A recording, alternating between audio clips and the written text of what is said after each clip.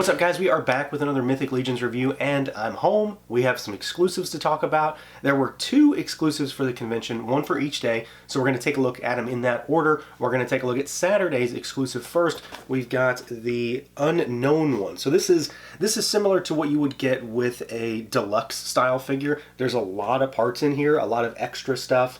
It's got wings, but it comes in a larger, more convention-y style package. So instead of our normal blister, we do get an actual box this time around. So this is part of what makes this guy exclusive, is this packaging. So you've got this larger format box here. You've got the figure in the window. We've got our Legions logo down there on the bottom. Of course, this is covered in that fantastic Nate Barch artwork. It wraps around all the sides, and then the back of the box gives you the actual shot of the character himself, as well as our bio card, which reveals the other exclusive part of this figure, the skeleton head, as well as our bio. So let's do it. Let's pull him out and take a look.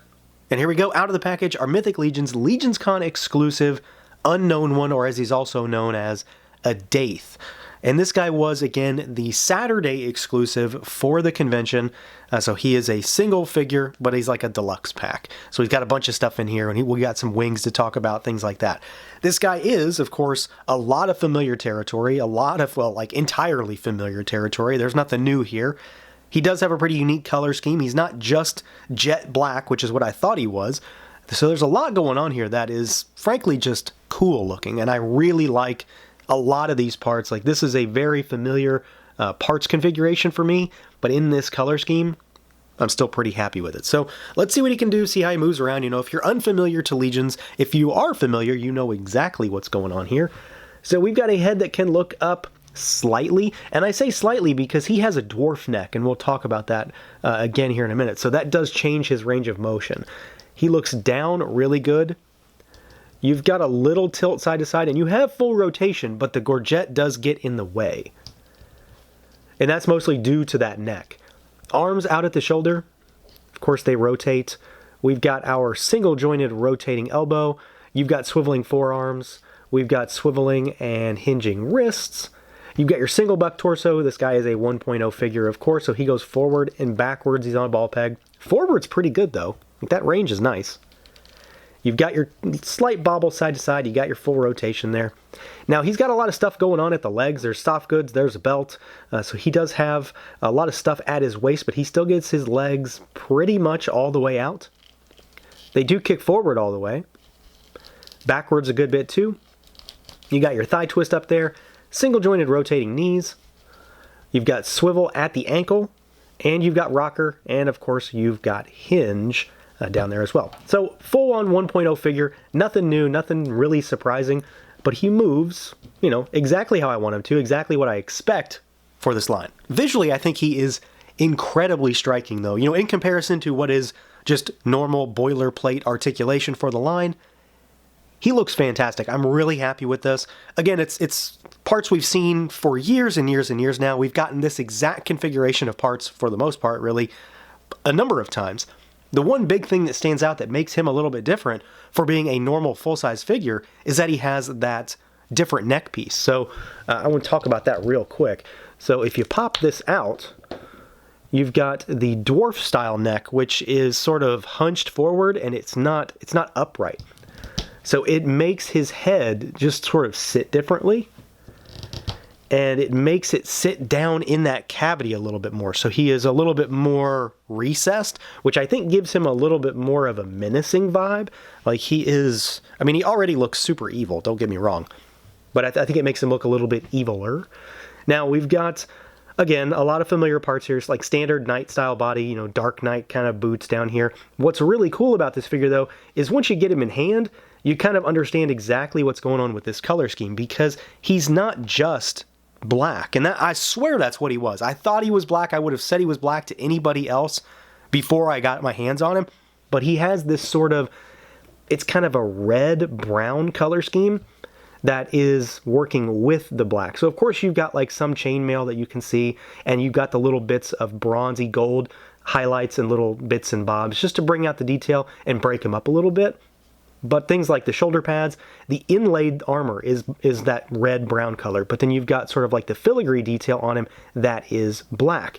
The gauntlets and the gloves are black. Most of the knees down are black, but the thighs have that same color scheme. It's kind of like it's almost like a Hershey's chocolate color, if that makes any sense. You know how like Hershey's chocolate is like a slightly different shade of brown from like every other chocolate? It's like the same thing going on here. There is like a red-brown chocolatey kind of color going on. It is very subtle, and in the right or wrong lighting, he's going to look super, super black. And, you know, it all just sort of fades together at a distance as well. But once you get him in hand and once you get him up close, I think he looks tremendous. And that color scheme is just subtly different enough to make him seem a little bit more striking. Now, as far as some of the parts that he's got on him, you know, we've got some stuff that I'm a huge, huge fan of. We've got things like, you know, these sort of like evil knight style gloves and boots. I love these. I mean, I know they're as old as the line could possibly be, but I still like them. You know, our standard sort of knight's torso. We've got like the Celtis belt here, or that's what I usually call it anyway, a Celtis style belt.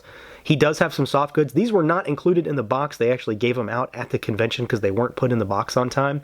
So these aren't like wired or anything. These are, you know, classic style Legion soft goods, but they're just, you just put them over the waist peg and they'll sort of create another layer for him. So he's got a normal belt, but then he's got some of these tattered flowing robes almost down there.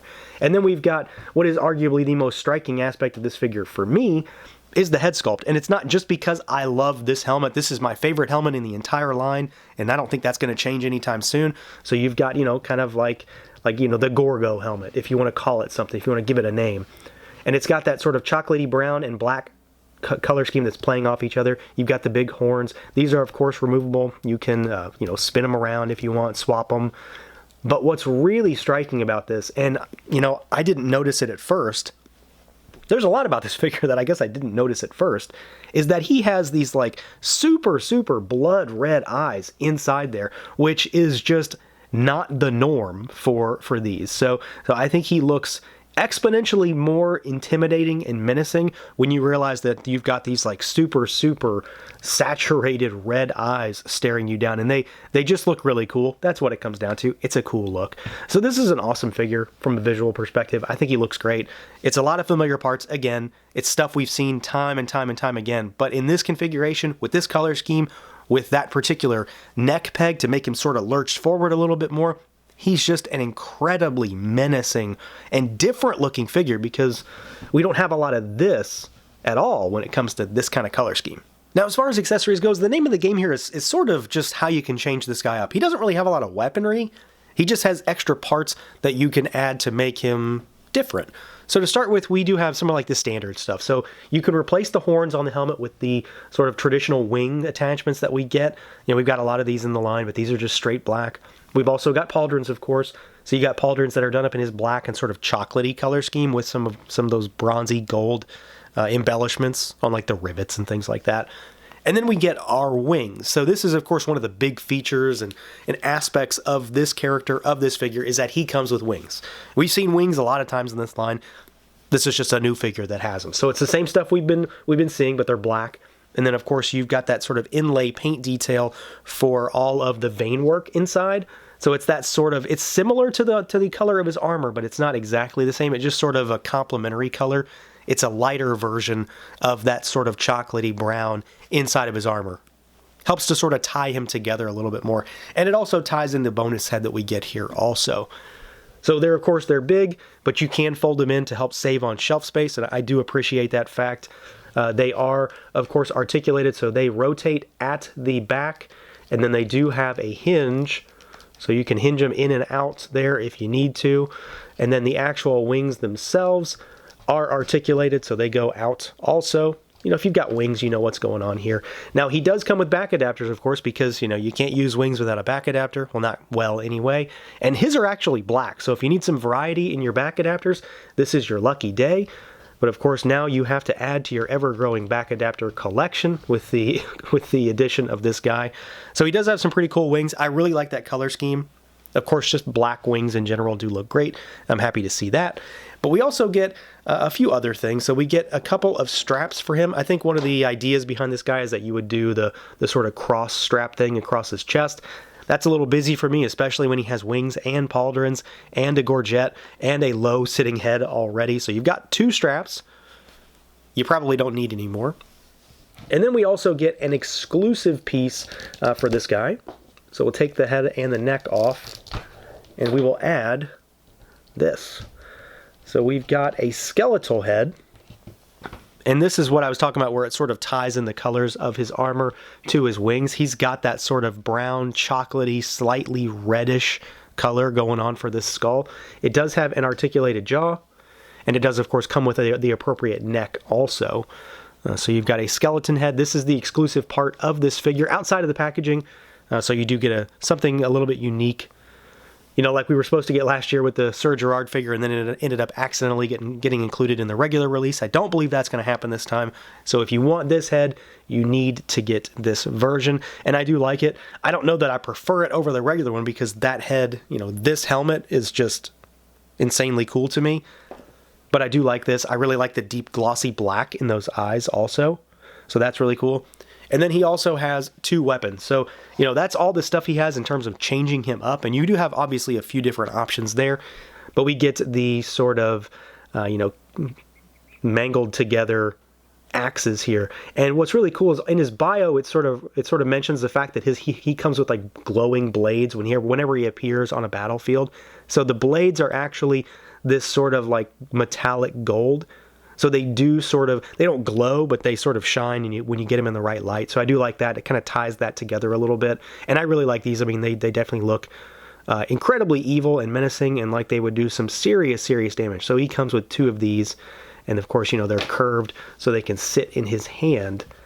And they sort of, you know, just sit there perfectly. They're easy for him to hold. I'm really happy with those. And I like these. I like seeing these whenever they appear with a figure. So he comes with a decent amount of stuff. Again, he only comes with 2 weapons, but the big draw for this guy is all of the stuff that you can change him up with, the bonus head sculpt here, and of course the fact that this is one of a small group of figures at this point still that comes with a set of wings. So yeah, overall, super happy with this figure. I think it's a great idea for an exclusive. Because again, it's all reused parts. There's nothing new here. It's just a different style, a different take, a different color scheme. And it's just a cool looking figure. I mean, ultimately, that's what it comes down to. It's a cool looking figure. He's a really evil, menacing looking guy. Whatever is supposed to be underneath this armor, if it's really that skull, who knows? You get to do whatever you want with this guy. But it's a really interesting color scheme. There's a lot of familiar but really good parts on this guy. The wings look tremendous. I really can't stress how awesome the wings are. I still think he kind of looks better without them, but I think he also looks fantastic with them. So you do have options here. He comes with some cool weapons. He's got, of course, different options for the head. And then really, I mean, it's another menacing 1.0 style figure. That's exactly the kind of thing I really love. And I'm happy to add this guy to the collection. And I'm really happy that I was able to be there in person to get this guy. So that's going to do it for this look at the Mythic LegionsCon exclusive Unknown One. Let me know what you guys think. Feel free to like, comment, subscribe, and share, and until next time.